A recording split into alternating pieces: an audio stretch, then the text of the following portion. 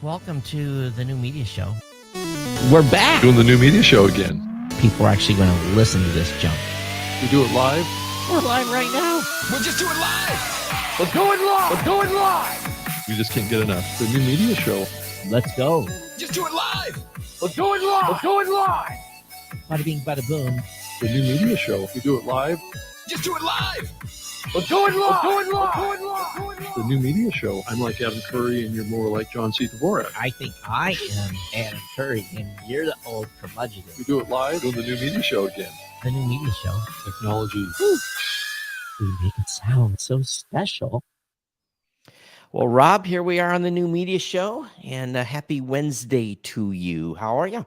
I'm doing terrific, Todd. It's great to be back doing the show again on StreamYard because you're out of town. So Yep. One more fun. week, and then a remote, and then following that, I'll be back in the studio. So, Yep. yeah. Okay. But yeah, we're here's whenever you're in a bandwidth challenged area, it can be for normal work and just Right. doing everyday things, it's no sweat. But as soon as you start streaming something or going live or doing anything like that, then it just turns into, for a better word, a little bit of chaos. So Yeah, of course, right. Well, we're all so dependent on our internet connections for everything we do now that it's kind of a little crazy out there. No question about that.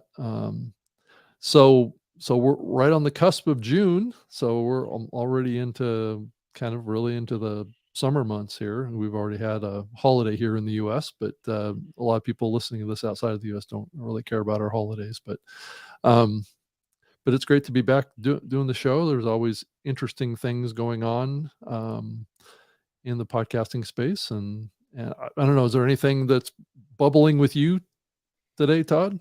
I think really what it boils down to is like the summer grind. Yeah. So for me in this time of year, you're juggling people's vacations and at the same time keeping project for me, it's just been the grind of doing everything and putting in the hours. It's kind of crazy because one would think at some point you'd have like a breather, but with business, there's never ever a breather at all. Right. That's true. Hey, Todd, I just to kind of tell you about something that I just started here with the show, and I just activated it, but I've got the Chat GPT mobile app. I don't know if you can see it here, but I started. Can't really see it.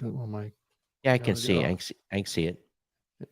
There we go. Are you actually using it to listen to us? Yeah, and actually, it's going to create a transcript at the end of the show here, and then we can do some analysis on it, and I can I've got a little script that I was going to put into it after the show's completed, and it will create our show notes. Now the question will be, will it have enough memory to take the entire length of the show? Because I believe you are character limited.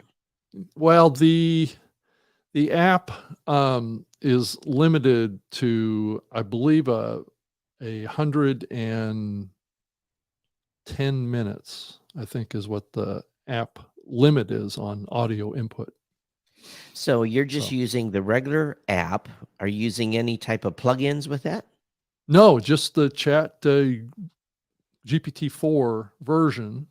So Yeah, and it can listen to the audio as we're doing it. You've got an audio input into it.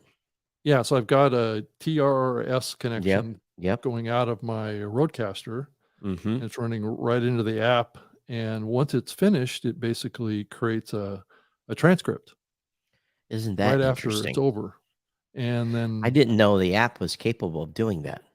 Mm-hmm. Because I haven't played with the actual app. Yeah, I was just on a call with Robert Scoble, who's famous for covering the AI scene Yep. and the AR scene, because I guess Apple's going to announce their headset coming out here on the 5th is Hmm. what the big talk is. So, he shared this because he's been doing this with his conversations with AI startups. So then So he records it, and then he asked to take that text and create a title and a summary show notes. correct of Hmm. the conversation that was had about the new app or the startup company or whatever. It'll create a summary. I mean, you can make all sorts of requests of queries to parse that information. So, right. Yeah, I see. I wonder if that's possible. It's not. I don't think it's possible on a PC to have it do audio capture that way. I think that's unique to the mobile phone. Yeah, could be. But I that mean, is how did he know that was available? Or well, it's right in the app. I mean, it's like all the other social apps have the ability to do like voice calls. So it has. I mean, not all the other AI oh, it apps, but has I'm the talking about all of the capability social actually. apps. Uh, Yes. Yeah. So right next to the search query box at the bottom of the app, it's got yep. like a little wave file or Right. waveform icon. You Hmm. just tap on that icon, it pops up a screen that says start recording. Oh, that is the shizniz right there. Yep. So you could be doing your show live like we are, Right. and at the end of the show, it can auto generate your show Or not notes. even live, just recording your show. Yeah, right. It doesn't have to be live, but it does help to have the ability to export or play the audio directly in your mobile device. Yeah, Right. because that way you're not having to you don't have to wait for the transcript to come Mm-mm. back. It's there right at the end of the program. So yeah. That is, I'm just going to say right now, that's a remarkable find. Mm-hmm. Well, it's only going to go. What was it? 110 minutes is what But I that's said. okay. That's fine. Most shows aren't more than 100, but if we go 90 minutes and Yeah. it's So able to capture, yeah. if it's able to capture all our text and then do a summary of that. Mm-hmm. See, because right now I've been thinking, because what I tried to do before, I took Mm-hmm. the transcript from this show, Right. cut and paste it into ChatGPT, and people are getting tired of us talking about ChatGPT, but and it couldn't take all the text. There was not enough input box. Mm-hmm. So that was like really irritated me because I wanted to do the same thing, but wasn't able to because of the desktop limitation. But lo and behold, now that what's also is going to be cool is because you're logged in to your account, that will save that query. It'll save all that text in a session, and you can manipulate the crap out of it. Yeah. You can do all sorts of Mhm. parsing of that information to output certain things, but I mean, my primary thing was just trying to get you some show notes. And I could also ask it to give the episode a title too, right? So this is what I do. Well, I already talked about my flow, but the Mhm. key is to have it do a concise, short summary, Mhm. and whatever that is, 1, 2, 3 paragraphs, and then have it give create a title, an SEO associated title to target Mhm. the first paragraph. So Right. basically, and then ask it to create a show keyword or keywords. Now you have to limit it. You have to tell it what is this show's keywords in 3 words. Right. And then you ask it, if you're using Yoast, you say create a Yoast summary related to all the content so far of a maximum of 143 characters. Mhm. And then from that, you get, for me, I was getting title, description, keyword, and Yoast summary that all fit into my WordPress lineup. Mhm. And it was really, really slick. Now I had to edit it, Right. and here's the thing, you have to add personalization. So if you ask it to do a summary, then you have to do a personalization in between the beginning and the end, make Mhm. sure, run it through Grammarly, all that stuff. But see, this is where my conundrum is. All right, let's say at Blueberry, we go out and we spend 3 months and build all this stuff, Right. integrate it. Mhm. And then something changes, something new comes out. Or Well, like you just found right. this little thing here. Why would a smart podcaster that wants to use these tools, and maybe some people out there saying that isn't so smart, Todd. Don't get wrapped up around the hocus pocus. Now we have to just remember this is a language model. Mhm. Stupidity in, stupidity out. Yeah. Okay? Right. It is nothing more than a language model. It knows how to manipulate words. It doesn't do any magic tricks. But if you limit what it uses, if you give it the input of the show and say only, the keyword is only, create a summary from this text only, Mhm. then it will create a summary. You can't, I don't believe so far from everything I've seen that you can go out and some of the stuff you ask it. So there's some plugins now that are available in ChatGPT-4. There's some plugins that'll actually go out and reach stuff on the web. Mhm. And again, stupidity in, stupidity out. So you have to be really, really careful, and people understand this is purely a language model too, and it's very good at it, Mhm. manipulating words and Yeah. creating summaries, and it does it remarkably well. Yeah. Um, Yeah, it does. I mean, I'm finding it to be fairly precise. I think what's interesting about this is that this is based on our data, right? It's not right, based right, on right. the language model. It's only using the algorithms to process our information, Well, it's right? Which using the is language model to read our stuff that we right. give it. Yeah. Right. So we're just another source of data that's inputting into the algorithm that it's working on versus trying to create something new, right? So if we asked it to create some sort of derivative content based on our conversation or some sort of segmented content, or I don't know, I haven't played with the opportunity of maybe asking it to go through, and I know like Capshow does this too, where they'll create like highlights from the show. Yes. Same thing I don't with know if I can do Memento. that. If I can just make a Yeah. request to select 3 important discussions in the show as part of the query, but But I think right. the thing too is important to tell it, and I don't see, because it can't hear the audio, it's only seeing the text. It doesn't know there's 2 people. So I think you have to tell it, Rob, that there are 2 people in this discussion, Oh, and it's that's a not good gonna point. get it completely right because it's not. We're giving it audio, but it's putting it down as text. It doesn't know that this is Todd and Rob. Right. It's dumb. It thinks it's just, so you almost have to tell it that there are 2 people in this discussion. Mhm. And this is one of the things that Momento does that I have been using for social promotion is when it analyzes the audio and does the same thing that you're doing right here. And again, Mhm. they have their own model or whatever they've done, is you tell it there's 2 people.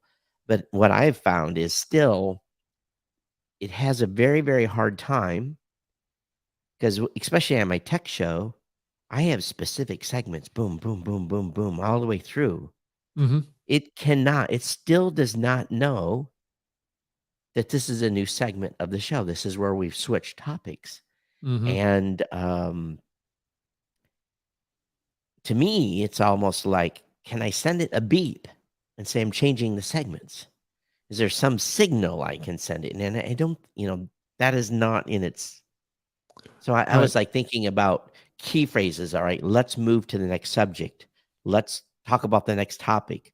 Moving on, certain things we would say that we could train it to say, this is where though saying those words, every time they say that, it Mhm. triggers it to know that this is a new segment. Right. So I would imagine when GPT-5 comes out, it's going to be much more native to video as well as audio. yeah, maybe. Right. I mean, Now the that's what I moment keep hearing anyway. the Memento folks say it works better when I play with it with my video feed. They Mhm. prefer the video feed than the audio feed, which I find to be interesting in itself. So they're doing Mhm. something with the video, some analysis with the video. So it's I know some people are saying, "Oh, this has turned into a goddamn AI show." Yeah, that's right. Um, We faced a little bit of criticism on that. We talk too much about AI on this show. but I Um, think that yeah. here's the thing that I'm also been thinking about a lot. Matter of fact, I was on a call today, um, having a discussion about privacy and podcasting, privacy and transcripts, privacy and AI, privacy and brand safety, and a whole bunch of things in that nature. Mhm. And I guess a big topic at the podcast show was AI. Everyone was talking about AI over there. That was, I Yeah. guess, the buzzword. Yeah. So my concern continues to be, all right, we are here, we're experimenting, we're playing with this, we're having fun. But one of the things that I told my team is, and I think I talked about on this show before, I said, do not put any proprietary information into this system. Don't put Mhm. sales data. Don't put a new customer data. Don't put names. Don't put anything that 6 months from now, Libsyn can do a AI search and figure out what the hell Blueberry's doing. So Don't share your trade strategy or something like right, that. Right. because Right. are we going to be teaching it about Blueberry? Are we going to be teaching? So this is my concern from a business perspective. Well, it's a According to privacy concern is what it is, it's Todd, at the end of true. the day. Is Yeah, there privacy going to be a version of this that you can do private queries that won't be part of the collective? intellectual property is my biggest concern. So Right. here is the trick to this. And according to everything I've read on the terms of service, when you're using the tool like you're using it right now, free Mhm. game. They can take everything they want. Right. But if you're interacting it through API, Yeah. so I've made a task for my team to have an administrative tool that is just used for the team, nothing that would be used for podcasters, an administrative tool that would allow me to send a query according to their terms of service. And again, my legal's got to read through that again. But according to my understanding to the terms of service, you do not train the model when you interact with it via API. Mhm. So maybe I can ask it what's 9 times 9. Right. Again, but remember, this is a language model, Right. and what it's doing is it doesn't know. It doesn't know enough to do 9 times 9 equals 81. What it does is it basically looks for some text out there that someone has put 9 times 9 equals 81 and gives me an answer. Right. Now, if someone's put 9 times 9 equals 82 somewhere, maybe it'll Well, give me the answer of 82.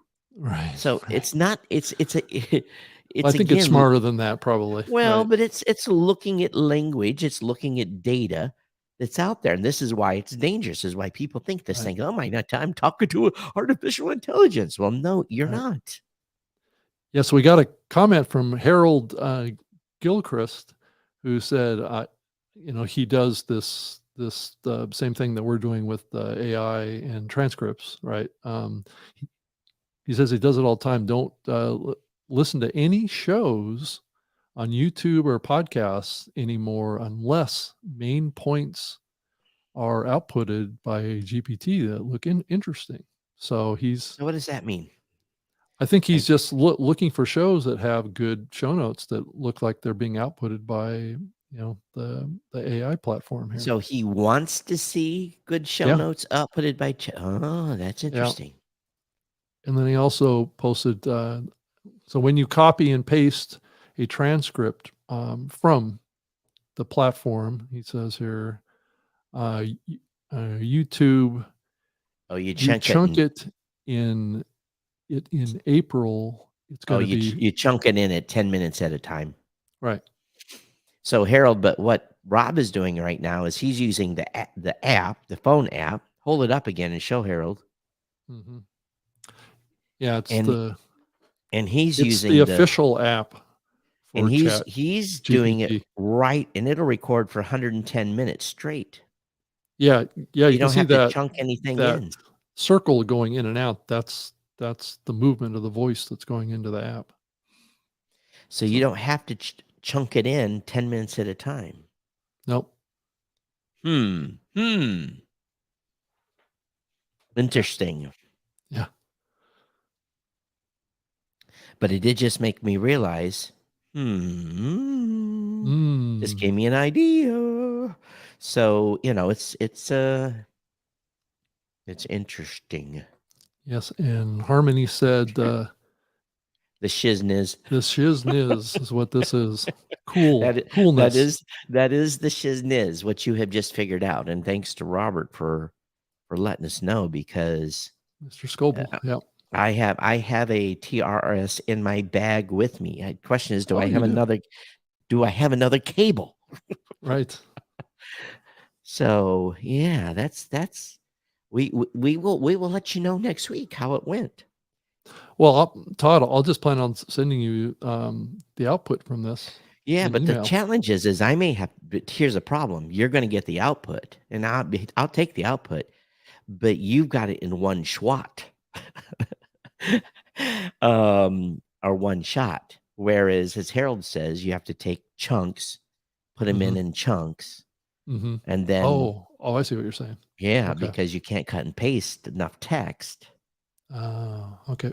But if you got this in one long query, Do you happen to know what the character limit is or the word limit? I don't. But we're this is a great experiment. But winner chicken dinner on this. Mm-hmm. I'm like feeling all frosty here. Wow, it doesn't take much to get you frosty. No, not at all. But so I think this is that's a good discovery. And maybe what I'm going to try to do next is play with accessibility tools and see if I can get ChatGPT in the desktop form to take an input with accessibility tools, because that might be a way around the limitation of the desktop app of having to type. So, because technically the app has to be accessible. So I posted on Twitter a couple of comments. I don't know if you've seen the threads that have been bouncing around between James Cridlin, myself, even a few others, like Mark Asquith and some of those, about a couple of topics that are bouncing around. One is, what's with the announcement. I think maybe we talked about this a little bit last week around YouTube, right? Yeah. James's position is that we should, as an industry, not really, and I think you would probably agree with this, not really fully embrace what YouTube is doing as an industry, because what they're trying to do is I've already said, right, change the space. Well, it has. Are you there? That's what he's worried about too, is that YouTube has the potential. Now, currently it's been a relative failure, really. I mean, it hasn't really gotten traction so far. Yeah. And there's been years of this with YouTube playing this game of trying to align with podcasting, and it just hasn't worked, right? Now, granted, they are making inroads, right? They're making changes to the platform. They're trying to be more thought of, and they've created a certain amount of hype, right, around what they're doing, and people are getting excited about it. And there's a few others in the industry that are feeling that there's maybe a fair chance that YouTube could get it right at some point. It took Spotify a couple of years to get it right too, right? I would say that they still haven't got it right, but I would say that they've made some significant progress in embracing podcasting, even though they kind of have their own model, right? But there is a danger, I suppose, of YouTube getting too big in podcasting, that it starts to cause a problem for the rest of us, because it causes a problem based on a lot of the revenue models that are happening with podcasting right now around programmatic and dynamic ad insertion, just like we talked about last week. And as an industry, how do we want to react to YouTube? Do we want to embrace them, or do we want to, ignore them? Well, a podcaster said, "Well, why wouldn't I want myself to be on YouTube?" That's what he said to me.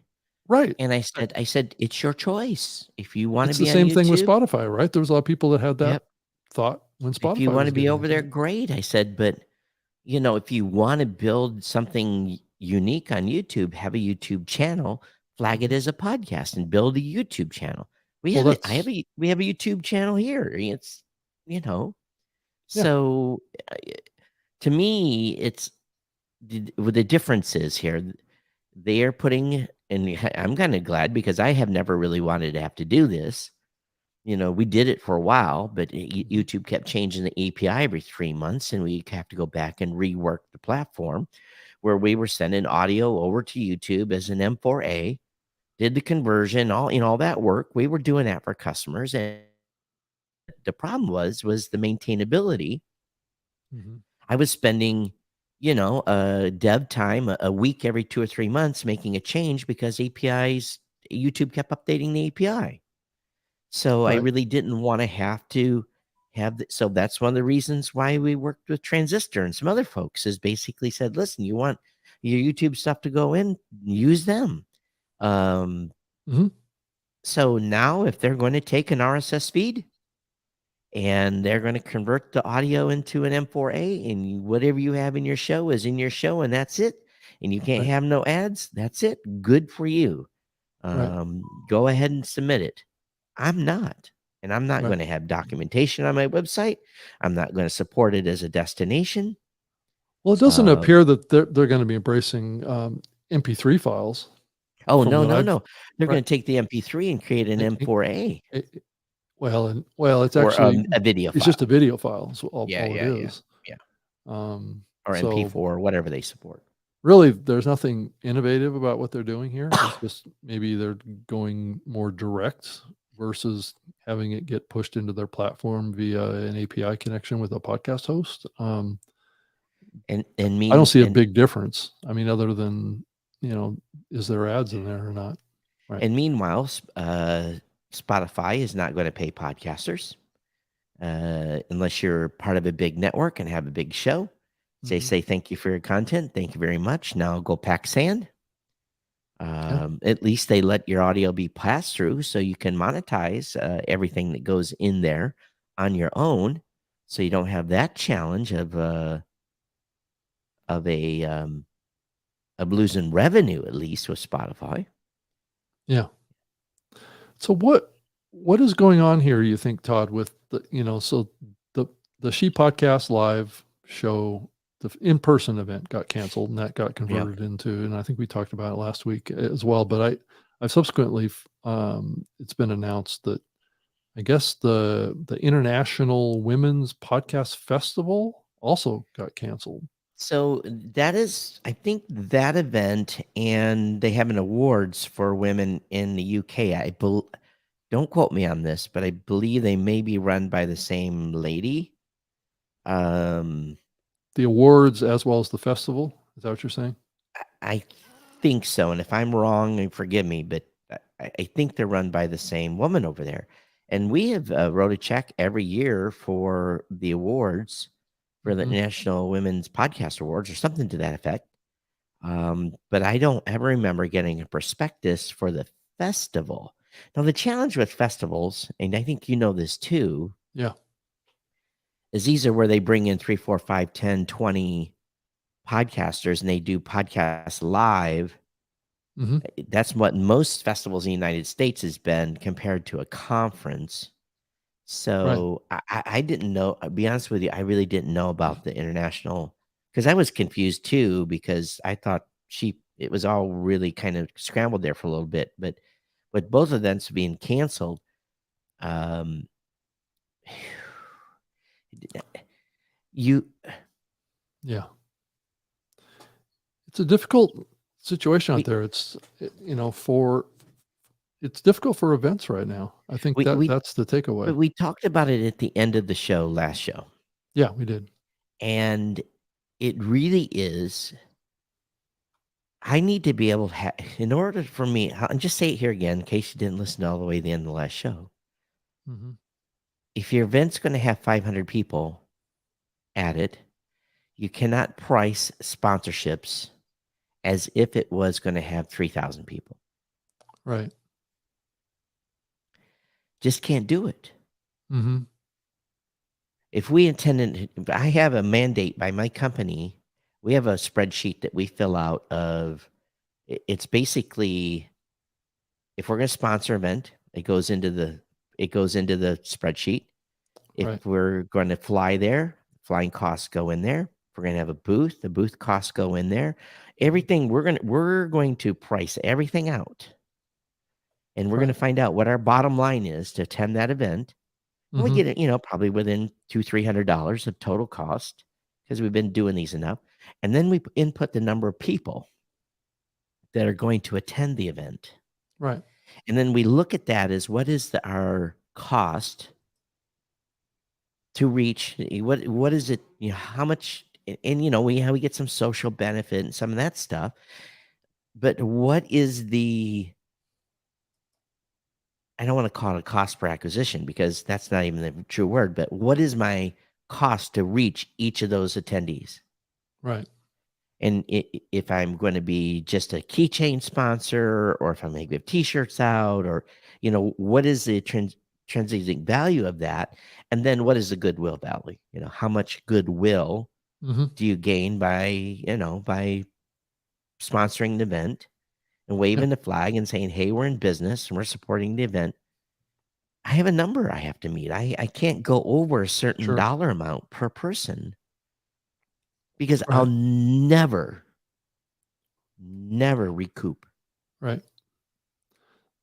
They Okay. So you were mentioning in awards. I believe probably maybe what you were thinking of was the Independent Podcast Awards. I don't know if you saw that. It was, No, this one's specifically for women in the oh, UK. okay.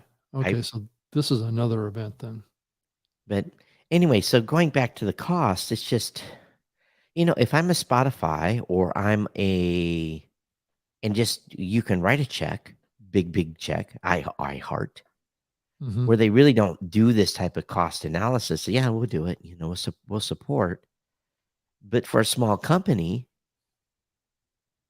it really, I can't sponsor I can't be even at the price to do podcast movement now at their one of their lower tiers is outside of my range Hmm. because in the end, okay, what do I do with that? Let's say that let's say I spend $5,000 or $6,000 on sponsorships, which usually that's probably about the min is $5,000 and or 2,500.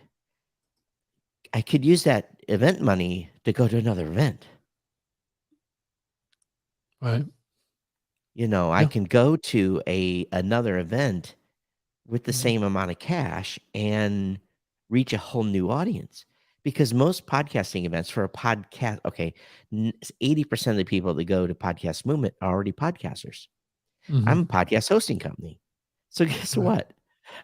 They're not going to buy Right. my service. They already have a service. Yeah. So you have So to go to events that don't have a bunch of podcasters that's going right. to. And Right. that's what we're doing. We're going to events that don't have a bunch of podcasters that Right. will create a good ROI.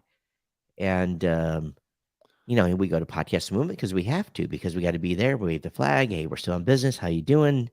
Mhm. So and I get my budget scrutinized heavily Mm-hmm.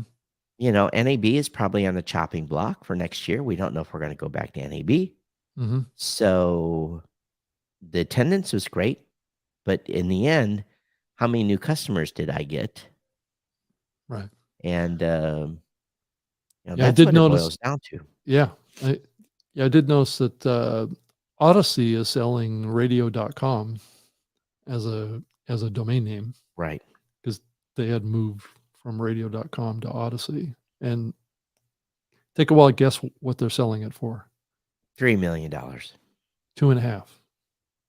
Never get it. They actually had to withdraw the auction because I guess they didn't get any bidders. Of course. Why? Who's gonna? What's the use of that? Who's going to domain buy radio.com? There's a reason why Odyssey dropped the name too, right? Right.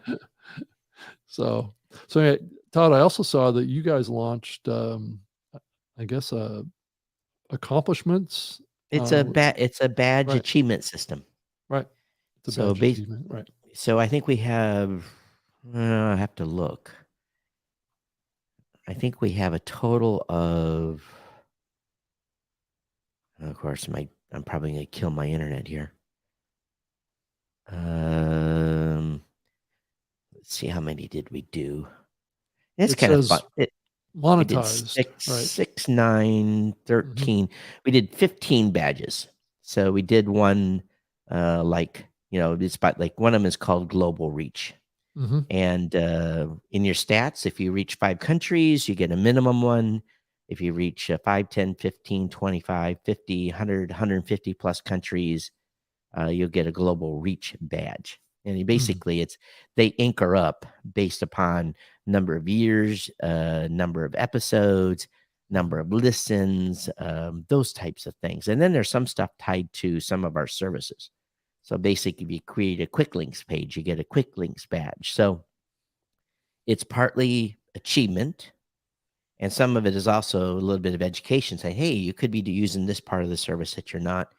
But again, and we're going to also come out with an incentive program as well. So we're just waiting, maybe have an announcement on that in a couple of weeks. But it's basically this, and we're just trying to make it fun for the podcasters to have something they can show off. Mm-hmm. Yeah, so I guess Buzzsprout and Asha both launched AI tools, along with their publishing platform. It's probably very similar, just building titles, descriptions, chapter markers, and transcripts. Kind of like what I can do for, in the Chat GPT app right here. So exactly. This is going back to my challenge. Right. Do I bake something in that someone's going to, and I'm going to be able to charge for it because they can just use this in their, they can just use it on Chat GPT. Well, some people have free accounts. I don't know that this capability is part of the free plan. I have Probably a not. pro plan is what I have. Yeah, me too. The $20 plan, right? Yeah. Mm-hmm. Yeah. So there's I came across a slide that looks like that lists all of the companies in podcasting that are supporting AI. So I can actually show this. Let's see. I don't know if I can extras share screen. Not quite sure if this is gonna. Okay, here it is. I was going to show this screen. It's a screenshot of. I don't know if you can see it. Yeah, I can see it very well there. Oops, what happened? Yeah, I can see it. It's up there. Okay. Yeah. So I don't know what. Oh, yeah. And it doesn't talk about any podcast hosts yet. It just talks about third-party companies that have stuff. Right. So here's a challenge with Jasper. I played with Jasper quite a bit. It's very, very expensive. Mm-hmm. $100 a month is Jasper. Mm-hmm. Let's see, what else? So we have, what's the other one here? There's all sorts of ones in here. What ones that I hadn't even heard of before. Me too. You have to send me the link to that slide. Yeah. So there's music, images, content generation, and that's one of the challenges with the development of this AI technology, and is knowing what companies are doing what. And is this even a complete listing of And all the companies? I don't think it is. and some of it's half baked. Right. And that's my challenge. Is some of it is It's just not that good yet. it's not that good. They're Right. early, like Dale E doing graphic stuff. One of my friends said, I've had great success with Dale E. And it's in creating creating images for each show. And I'm like, really? And he's talking about how he does it and this and that. And he showed me some of his art. And I'm like, oh man, that was fantastic. It looks great. Great show art. I try it and I end up with something goofy. Just it looks like something that it got splattered on the wall. It does not look like anything I would ever. So maybe I just don't have the artistic touch to tell it how to, draw album art. So who knows? Someone needs to. Maybe I have my buddy write a user's guide to making podcast album art with DALL-E. Oh, I think we lost Rob. That's not good. Ruh-roh. So I'm still here. Oh, that's wild. Well, we'll see. We'll see if Rob makes his way back into the show. It might be a short show. I'm the one that's bandwidth challenged. So I don't know. I will see where this goes. But again, half the stuff I believe is really kind of half baked, and I just don't think that it'll get better with time. But again, it's a language model, and it uses language, and it's not some secret, artificial intelligence is talking to you.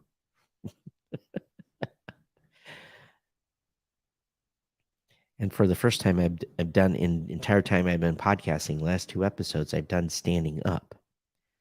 I'm standing up on a counter at the place that I'm staying at. Here comes Rob. Okay, you're back, Rob. I was worried I was going to have to continue the rest of the show without you.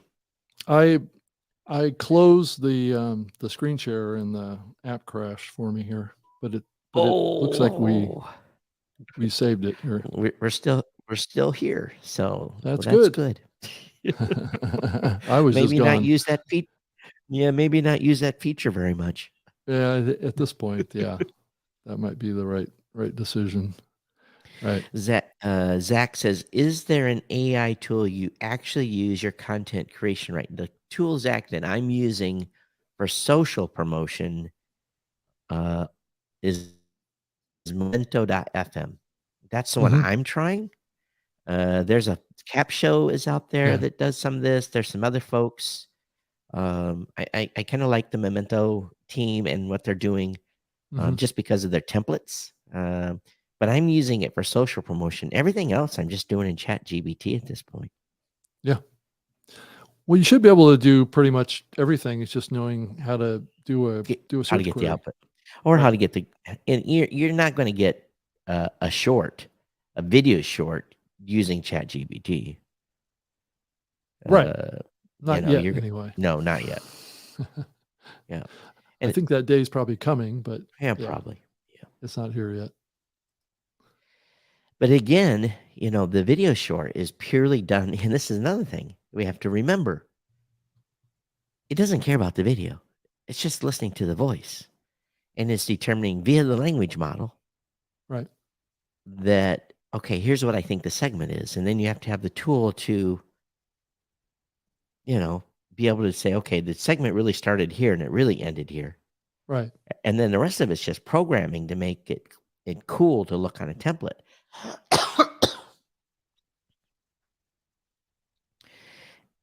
None of it comes close to my standards. And really what it is, and again, I think that it's I don't know if it's saving me time, Hmm.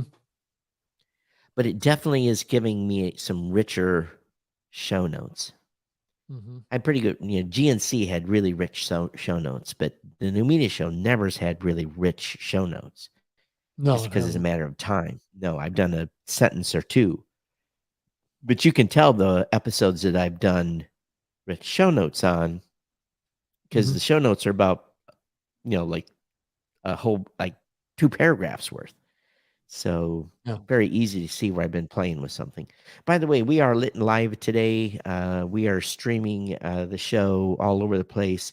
If you're not listening on a new podcasting app at podcastapps.com, go grab one. You can actually watch the show while we're live on one of those podcasting apps, and you can boost us as well. And I don't have the boost loaded.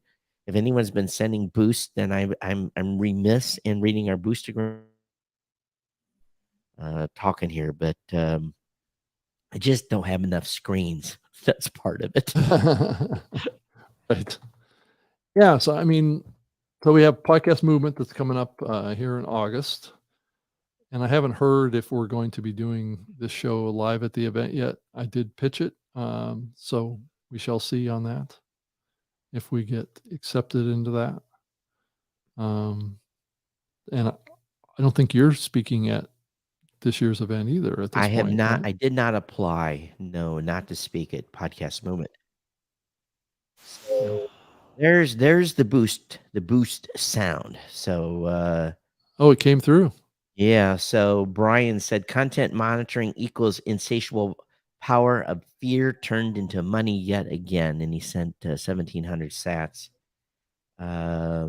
Anyway, so that was a week or more ago that we got that boost, and a few others have come in as well. So I will be able to watch the boost grant when comes in with a podcasting 2.0 Satoshi boost.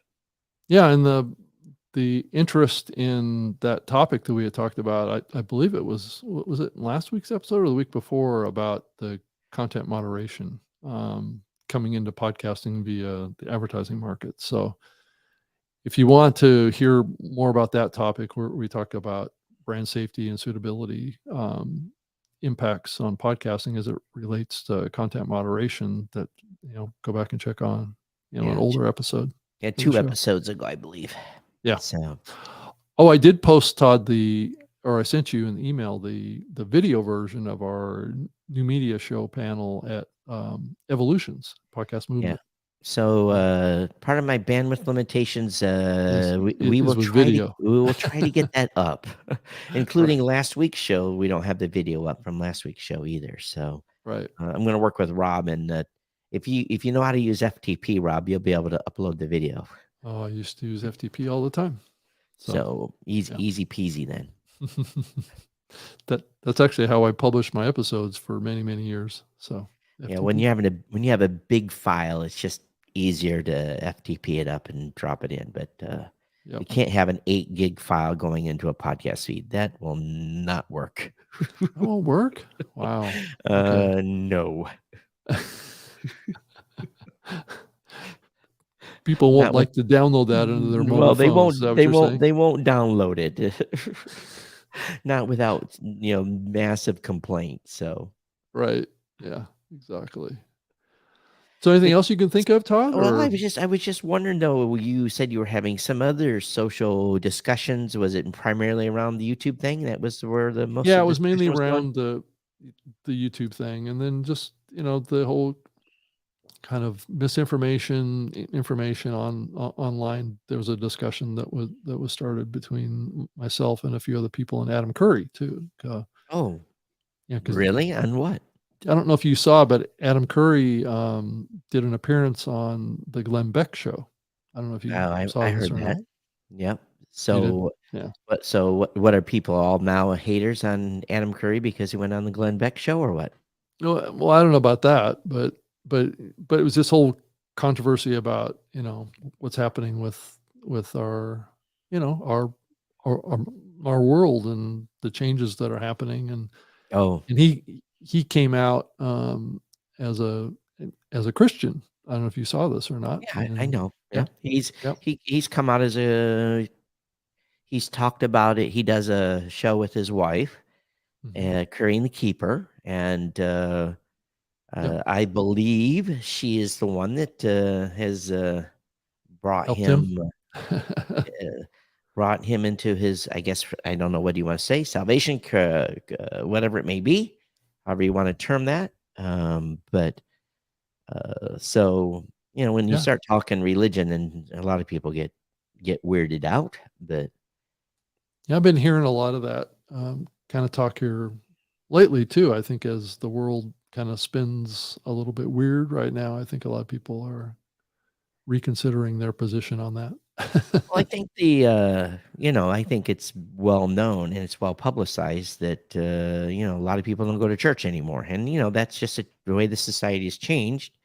Yeah. And so you had for folks that in the media space, usually people don't talk about their values that way, and they leave politics. What what do you don't bring to a social, or you don't bring politics, religion, and sexual talk to a conversation. Those are like the three taboo topics, right? Yeah. So so for a media person to declare, that's a big thing, and very brave of Adam to do so. So Right.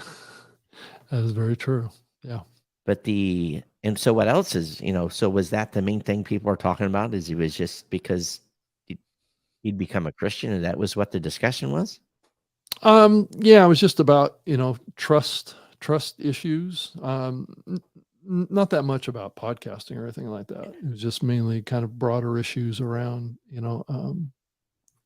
there was some news that came out about how the world is a little bit kind of out of whack right now, and people, and this gets back to a little bit of the topics of the show that I'm doing now called Trust Factor. Right. Is just these elements of the eroding trust in our institutions and our government and our leaders and all this stuff that you can't really trust. And this is also kind of goes into the area of discussion around artificial intelligence too. There's a lot of concern around AI weaponizing information against each other and ramping up large numbers of bots and starting false narratives and doing things like that. And I'm equally concerned about that having an impact on podcasting at some point too. You think about the power of AI to generate content, right? Mm-hmm. Could we get into a situation where there's a bunch of new shows that an AI platform just launches and puts out there, and it's just full of, scandalous stuff, and it spins people against each other, and there's just a lot of abuses that podcasting, or not podcasting, but AI could bring to the market because, let's be honest about it. There's good uses for technology, and then there's bad uses for technology. And oftentimes, it goes both ways. Well, there's already been use cases where they've captured children's or even young adults' voices and stuff that they posted on social, and bad actors have taken that audio and created a voice print for that individual, and then they use that against a parent in a phone call. Right.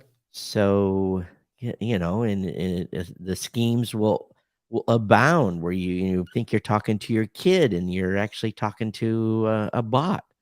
So I think that, parents will be wise to have some sort of, I think we talked about this before. Parents would be wise to have some sort of safe word that they would use that only was shared amongst each other. Right. That if I say, hey, give me your safe word, and you can't tell me that it's alphabet soup, Right. I know it's not you. Right. So, it's these kinds of things that are, as adults, we're going to have to start. Because I remember before I got an email from a friend of mine said, hey, Todd, I'm da da da da da da. And it came from his email address. And someone had spoofed his email and was asking me to get some money to help him. He was, stuck somewhere. And it wasn't out of the ordinary that this individual might have not asked me for money in the past. So I was like, really, again? Right. you Yeah. know, and so, almost got me, but that little tingly sense came and said, yeah, let me call you. Oh, my cell phone's not working. I'm like, well, how are you communicating with me? So, Yeah. Because I mean, how can you? uh, I mean, as you look forward, you know, a voice clone could be made very easily from all the content. I mean, both of us are oh my, oh my God, long-standing thousands of podcasters that hours. made Yeah. right, Yeah. Thousands of and hours. they could easily, or some platform, or some evil creator of some sort, or somebody that's managing an AI platform could voice clone each one of us Or and some, or cause all some, sorts of problems. I continue to say the first time I hear an ad that addresses me by name, Hmm. or some bad actor on some big platform decides to use my voice or another podcaster's voice to do a host read ad that I'm not going to get paid for. Right. Yeah. There's always a risk of that. Right. Um, I don't think that'll happen. I think that would be completely scandalous.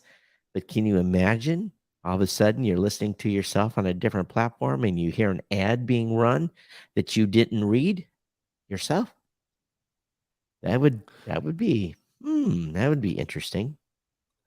Todd, I also saw, So I think consent is the key. right. I also saw this comment too, is that there's, I guess there's some podcasting companies and coaches who don't actually have a podcast that are out there. Um, do you think that they should all have a podcast? What do you think? Should every podcasting company have a podcast? Should every podcast coach have a podcast? So the dreaded words that my support team hear when they get on a call, I Mhm. am the podcast consultant for. Mhm. This sends shivers down my team's backs, and they have a back channel in Slack that's called Rant, Mhm. and it is 90% of it is filled by us getting support calls by so-called podcast consultants um, that yeah, they are not qualified to be podcast consultants. What they are is audio editors. Mhm. They're not podcast consultants. I don't know. I think that you have a lot of people out there that think they know everything about podcasting. I surely don't. But at the same time, um, there is definitely a lot of people out there that have a lack of what really is going on. And specific things like, well, it's, Spotify spawned a whole splurge of people that, they think that the only place you need to launch a podcast as a podcast consultant is on Spotify. You don't need a website. You don't need all these other, just this whole host of things. And all they're really trying to do is take advantage of people. They're trying to save a little time.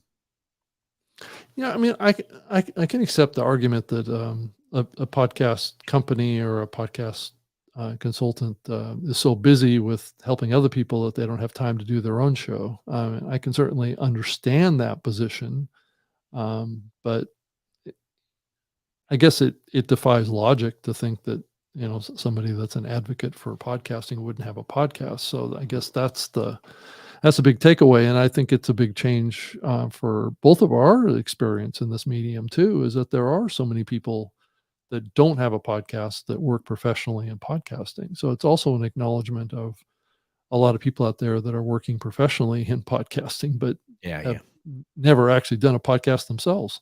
I know some people running Mhm. podcast networks that have never had a podcast that I have to Yeah, but handhold on a yeah. regular basis that are Do we running think it should networks. be just a common sense kind of requirement that I Rob, mean, it's a free world. You and I could I mean, wish in one hand and oh no, I'm not going to say force anybody, but should we, you know, advocate for that. I've felt conflicted about that in the past, and I think people, you know, I think I've just assumed that people would have had a podcast if they're going to be advising other people on how to be a podcaster. Because where are they getting their information about how to do it? Yeah, here's what I basically find is that ultimately it's up to the individual podcaster to vet who he or she is working with Mm-hmm. and to make sure that that they do that due diligence. And the cheapest person in the market isn't always the best person maybe you should be working with. At the same time, I haven't had to clean up a lot of, or my support team. Let me say it's not me; it's my support team hasn't had recently to have to clean up a lot of messes. Usually, this is the mess that's usually made. The podcaster has started a podcast on WordPress. They're using PowerPress. And they've been podcasting for a couple of years, and they're feeling they're not getting the type of traction that they want. They want to take the next level. So they hire someone, and that person comes in and says, okay, I don't like WordPress. I'm moving you to Squarespace. And they move them to Squarespace. And 2 weeks later, they're calling and say, how come my podcast is dead?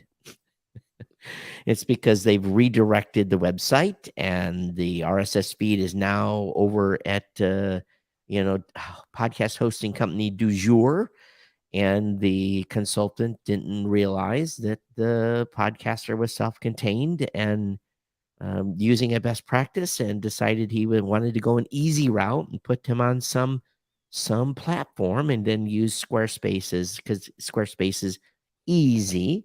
And so these are the types of things we usually run into, and the podcast suffers an extinction event because they terminated their RSS feed without redirecting it. Mm-hmm. Yeah, well, that'll kill it quick. I would say so. Very quick. Yeah, And usually we have methods to recoup that, but it's never pretty. Yeah, that's true. Yeah. So this is kind of the Go ahead, Todd. Go ahead. No, just if you're a podcaster, ask questions. Right. This is a little bit of the doldrums of the podcasting time of the year, right? There's not a lot of news. One of the other discussions that I had with James Cridlin on Twitter was about how I was seeing in his newsletter just about, and this has been going on actually, I think for most of this week, and I hadn't thought about it at the time, is that I think what big reason for that is the holidays here in the U.S. Everything just kind of pretty much stops all this week. There's really not much going on this week in the world in general, and because of the holidays. So people are taking time off and stuff like that. But my observation was that his newsletter is very internationally focused now. Sure. There just isn't anything of much in the newsletter. And James and I have already exchanged on this topic. So that was about anything happening in North America around podcasting. And I think that was a reflection of kind of my perception, because when he started, he was covering a lot of North America topics and companies and what was going on in North America. But now, I think since the podcast show in London, the newsletter all week has been pretty much outside of the U.S. There hasn't been anything in the U.S. And I hadn't thought about the fact that, everybody's on vacation right now. So there's not much news happening in the podcasting space right now. It'll get worse in July when Europe goes on vacation. Well, yeah, it's going to swing the other way, maybe to some degree, but still, right. Yeah, because May, June, July and here's what, this is what we don't see anymore. And I haven't looked at the stats over at Podcast Index recently, but in years and years ago, June, July, August were always dip months for podcast listenership. Right. But now that dip doesn't happen anymore. So, it's one of those things where if you're going to take a summer vacation, make sure you're putting some episodes in the can so you don't leave people hanging, because Right. people's consumption habits have changed and they're listening to podcasts pretty much steadily year round with a small bump in after December 15th. Right. So other than that, or actually after the Christmas because of new devices, but not even that is not even as much anymore. It's Mhm. much smaller. It used to be see a marked difference, but now it's not, because kids are getting hand-me-down phones and they just transfer their settings from one device to the other and nothing really changes. Right. Yeah, because the comment that I made to James about this, he kind of said that he did. Okay, this is his comment on Twitter. It says, "I think that there is more positive movement currently outside of the U.S. More deals, more new ideas are related." And Neil says that probably why there's a difference here is that it's related to the economy, I think, and perhaps Mm. a overheating of the podcasting market in the US has led to a short-term pause or slowdown. Right. I think it's steady. I don't think it's a slowdown. Well, in comparison to what's happening Oh, maybe outside of the true. US, Maybe true. because he's just constantly talking about mergers and acquisitions and new platforms and new content and stuff happening outside of the US And in a companies I've much never heard of before too. right. Right.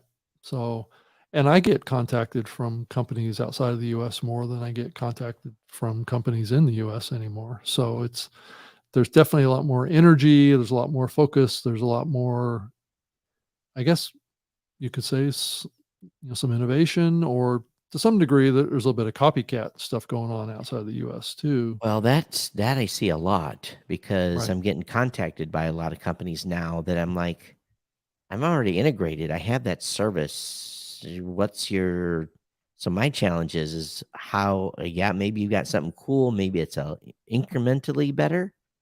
Right. Let's say it's 10% better, but am I going to am I going to switch gears and put you on as my integrator? So now the challenge really is there's you're right, a lot of copycat companies that are doing a lot of the same thing. Hmm.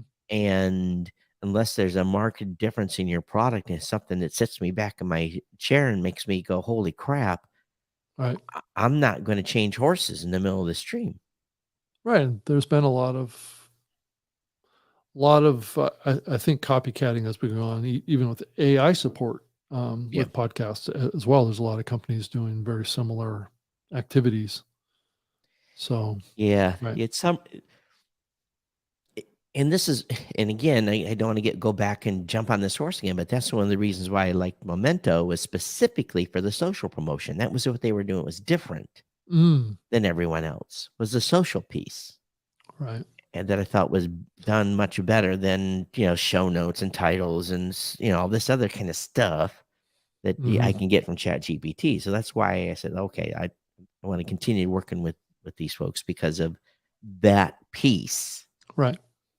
Yeah.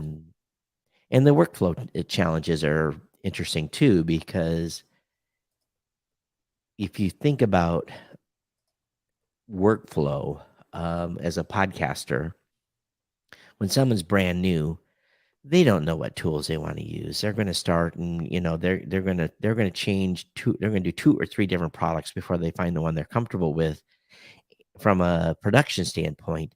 So if I go build a whole big production suite, Mhm. okay, who's that for? That's for the person that's maybe in their first 60 or 90 days. After that, they're going to say, I'm not going to use Todd's production suite. I can do much better with Hindenburg or whoever or whatever platform they choose. So really, am I gaining enough advantage by building a production suite when Mhm. someone is just going to use it for a few episodes, and then they're going to find a tool that they're going to want to use, that more fits, because every show's different in how it's made up. We're using StreamYard today. We've used Riverside in the past. We've used Squadcast. We've used a whole bunch of different tools. And then what Mhm. happens is as the show evolves, you kind of find a tool that works for whatever particular situation, and that's the one you use. And you can't be everything for everybody. Right. That's true. So I guess there's Steph Ficato put out a document, looks like, that outlines the details of how to podcast on YouTube. So it doesn't really. Well, it's nothing. It's a playlist now if you have a YouTube channel. Right. Yeah, it's nothing special here. No, not at all. Yeah. So trying to think anything else going on. I can't think of anything else. Maybe we just need to shut it down early. Yeah, that'll today, be okay Todd. too. And we probably talk for another 20 minutes on nothing. But here's the thing: it's we don't want to waste your time, and when news is slow, we'll bounce out and let you move on to your next episode that you're listening to. Yeah, but sounds good to me. Yeah, so one more remote show, then I'm back in the studio for a couple of months anyway, and then we'll see what happens. Okay, well, that sounds good, Todd. I hope you've had a good time down there. Yep, absolutely, and it's been an experience for say. So, not to divulging my remote location, but yes, I've been remote here for about was it now, almost 3 weeks. So, yeah, but yeah, getting ready to go back up. I have a whole week in the Columbus office, and that's probably our last hurrah there before we shut her down. Huh? Yeah, if anybody needs any furniture, any commercial furniture in the Columbus area, drop me an email. Meanwhile, I'm going to be taking desk and a whole bunch of stuff back to Michigan with me when I go there next week. So see how much stuff I can stuff into my SUV. Yeah. All right. All right, everybody. Hey, thanks for being here. I'm Todd at blueberry.com, BLUBRRY.com. That's blueberry without E's because we couldn't afford the E's. And of course, I am at Geek News for my Twitter account. And then on Mastodon, I'm at Geek News at geeknews.chat. Rob? I'm on Twitter as well at Rob Greenlee. You can find me over there, robgreenlee.com. And if you want to check out my new show called Trust Factor with Rob Greenlee, that's also available as a video show on YouTube, also as a podcast as well. So you can go check that out. And then obviously go back and listen and watch some of the archives of this show because we've done a lot of stuff. And I'm planning on bringing on a guest or two as we move into summer here in the northern hemisphere, and I know our listeners down under are heading towards winter now, so it's an interesting contrast with our listeners. Someone had a call in Australia the other day, and he was complaining it was getting cold, so it was kind of funny. Yeah, so great. All right, well, Todd, thank you so much. Thanks for being here, buddy. We'll see you next time on the New Media Show. Okay. Bye, everybody.